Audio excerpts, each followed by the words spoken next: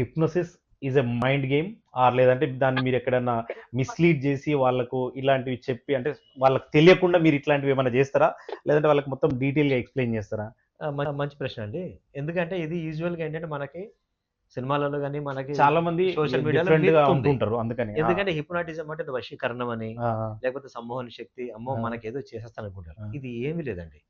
మెయిన్‌గా తెలుసుకోవాల్సింది ఏంటంటే హిప్నోసిస్ అనేది అవతల ఎదుటి వ్యక్తి తన చిత్తముతోటే నేను హిప్నోటైజ్ అవ్వాలనుకున్నాను అని డిసైడ్ చేసుకున్నప్పుడే హ్మ్. అతని మైండ్‌లో ఈ నిర్ధారణ వచ్చి ఫ్రీ విల్ తోటి వస్తేనే హ్మ్. హిప్నోటైజ్ అవ్వగలడు. హ్మ్. ఇప్పుడు మీరు వీడియోస్‌లో గాని, మీరు సినిమాల్లో చూసేదండి అది ఎడిటింగ్ అండి అది. ఓకే. అదేంటంటే ఆల్రెడీ తెలిసిన వాళ్ళే నేను ఇలా ఇలా అంటాను, నేను ఇలా చెప్పినప్పుడు నువ్వు ఇలా అయిపో అని అదంతా ఒక స్క్రిప్ట్ అది. ఓకే. ఆ స్క్రిప్ట్ ప్రకారం ఎందుకంటే మన మూవీస్ అలా జరగాలి. అవును. వాస్తవంగా జరిగేది మన మూవీలో చూపిద్దామంటే అది కుదరదది. అవును. మూవీలో కొంచెం అట్రాక్ట్ చేయాలన్నా, కొంచెం ఫ్యాసినేటింగ్‌గా కొంచెం ఏదో ఆహ్, స ఎక్స్‌ట్రా గ్రాఫిక్స్ అని యాడ్ చేసేసి, ఒక హ్మ్. కొత్తగా లేని దాన్ని ఒక విచిత్రంగా అరే! ఇలా కూడా జరుగుతదా అని అమేజింగ్ సర్ప్రైజ్ క్రియేట్ చేయండి ఇలాంటివి కావాలి. కానీ హ్మ్.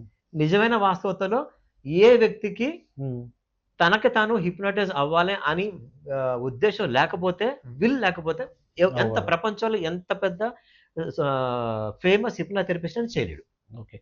ఈ హిప్నోథెరపిస్ట్ అంటే మీరిప్పుడు హిప్నోథెరపిస్ట్ గాని, ఈ మైండ్ పవర్ ఇంక్రీజ్ చేయడం ఇట్లాంటివన్నీ పాయింట్స్ పర్టిక్యులర్‌గా ఇప్పుడు నేను చెప్పిన అన్ని పాయింట్స్‌కి వన్ బై వన్ మన టెక్నిక్స్ డిస్కస్ చేసే ముందు జనరల్‌గా ఈ ఇది సైకాలజిస్ట్ 2 సేమా? డిఫరెంటా? డిఫరెంట్ అండి. ఓకే. ఇప్పుడు మీకు సైకాలజిస్ట్ వచ్చేటప్పటికి ఏంటంటే, ఇప్పుడు ఒక వ్యక్తి వచ్చారండి. అతను ఒక సమస్యతో వెళ్తున్నారు. ఇప్పుడు ఎగ్జాంపుల్ మనం అనుకుంటే ఎగ్జామ్స్ పదే పదే ఎన్ని సార్లు ఎగ్జామ్స్ రాసినా క్లియర్ కాలేకపోతుంది. అవును. సో, దానికి నానా రకాల రీజన్స్ ఉంటాయి. ఇప్పుడు మా హ్మ్. దగ్గర పేరెంట్స్ గాని, లేదంటే స్టూడెంట్స్ గాని మాకొస్తారు. హ్మ్. వచ్చినప్పుడు మేమేం చేస్తామంటే, ఫస్ట్ అతనిది మొత్తం అతను ఏమి చెప్పాలనుకున్నా మొత్తం అడుగుతాం. అసలు ఎందుకు? హ్మ్. అంటే నీ ఆలోచన ప్రకారము, నీ యొక్క కాన్షియస్‌నెస్ ప్రకారం నువ్వు ఎందుకు ఫెయిల్ అవుతున్నావు నువ్వు అనుకున్నావు అని చెప్పి అతన్ని అడుగుతాం. ఓకే. సో, అతను ఇలాగ ఉంది, అలాగ ఉంది. మేము పరిస్థితులు అడుగుతాం. నీకు ఎన్వైర్న్‌మెంట్ ఎలాగుంది? హ్మ్. చదువుకోవడానికి ఎలా ఉంది? ఫాదర్, మదర్, పేరెంట్స్‌ది సపోర్ట్ ఎలా ఉంది? హ్మ్. స్కూల్ ఎన్వైర్న్‌మెంట్ ఎలా ఉందని మొత్తం మేము అన్ని అడుగుతాం.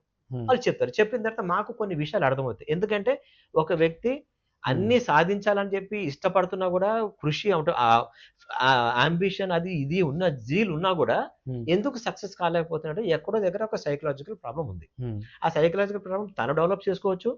హ్మ్. తల్లిదండ్రుల వల్ల జరగవచ్చు. లేకపోతే ఓకే. పెరిగిన సొసైటీ ద్వారా జరగవచ్చు. హ్మ్. సో, ఇక్కడ ఈ విధంగా మనం ఏం చేస్తామంటే, మనం ఈ ట్రీట్ చేసేసి, ఆ హ్మ్. సైకలాజికల్ ప్రాబ్లమ్‌ని చదవడానికి ఏదైతే హిండ్రన్స్ ఉందో, హ్మ్. అది తీసేసినప్పుడు అతనికి అతను అనుకున్నది సాధించగలిగే వ్యవస్థలోకొచ్చేస్తాడతను. ఓకే.